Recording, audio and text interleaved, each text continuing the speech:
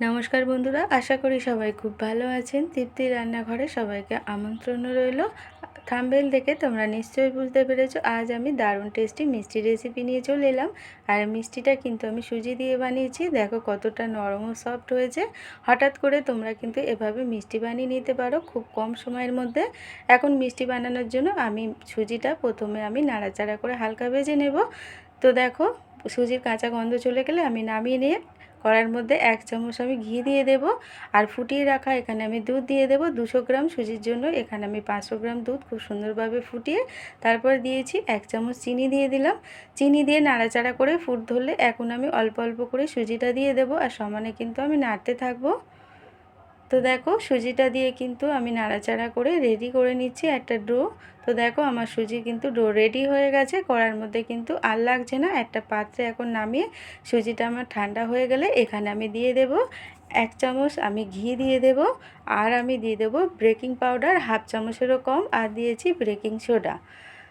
তারপরে এখানে পাউডার দুধ দিয়ে দিলাম 2.5 চামচ।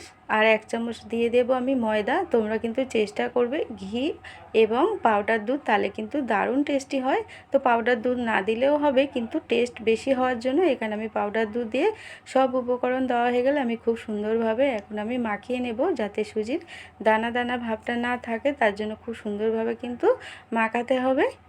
তো দেখো এখন আমার রেডি হয়ে গেছে। এখন হাতের মধ্যে আমি তেল দিয়ে আমি মিষ্টির শেপগুলো বানিয়ে নেব।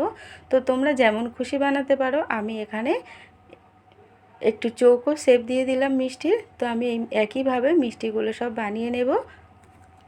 তো এখন একটা চিনির সিরা বানানোর জন্য 1 বাটি চিনি আর 1.5 বাটি আমি জল দিয়ে খুব সুন্দরভাবে ফুটিয়ে নেব। দারুণ একটা স্মেলের জন্য এখানে 2টো এলাচ থেঁতো করে দিলাম। তো এলাচটা দিলে কিন্তু স্মেলটা খুব সুন্দর হয়। আর বেশি কিন্তু আমি এখানে মোটা করব না এই সিরাটা, তাহলে কিন্তু মিষ্টির মধ্যে রসটা ভালোভাবে ঢুকবে না। তার জন্য কিন্তু এখানে আমি 7 মিনিট মিডিয়াম আঁচে আমি ফুটিয়ে নিয়েছি। তো রেডি হয়ে গেছে আমার সিরা। এদিকে আমার মিষ্টিগুলোও সব বানানো রেডি হয়ে গেছে। এখন আমি ভেজে নেব। তো দেখো 200 গ্রাম সুজিতে কিন্তু আমার অনেকগুলো মিষ্টি বানানো হয়ে গেছে। আমি ভাজার জন্য কড়ার মধ্যে তেল দিয়ে দেব।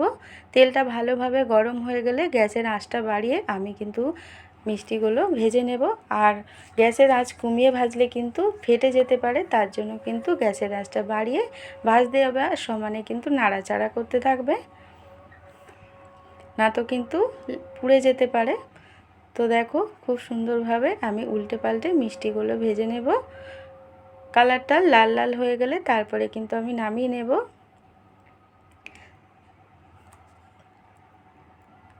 তো দেখো কালারটা কিন্তু আমার অনেকটাই চেঞ্জ হয়ে গেছে।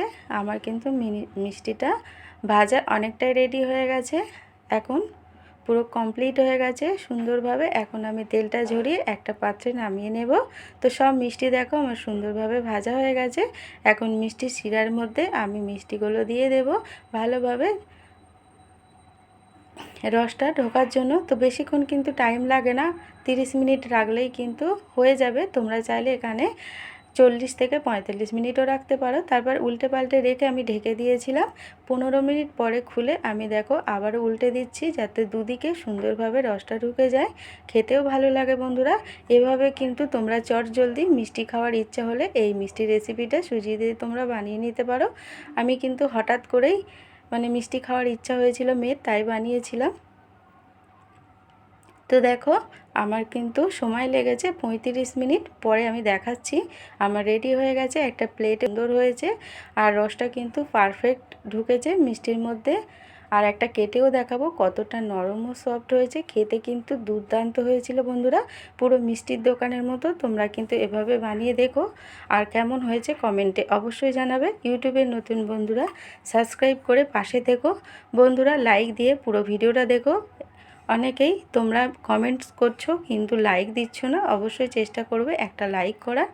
আর ফেসবুকের বন্ধুরা প্রোফাইলটাকে ফলো করে রাখো। দেখো আমি একটা প্লেটে পুরো মিষ্টি সাজিয়ে আমি উপর থেকে একটু মিষ্টির রসটা দিয়ে দিলাম। কতটা সুন্দর ও লোভনীয় হয়েছে বন্ধুরা। আমার এই এতক্ষণ ভিডিওটা দেখার জন্য অসংখ্য ধন্যবাদ। তোমরা ভালো থাকবে, সুস্থ থাকবে।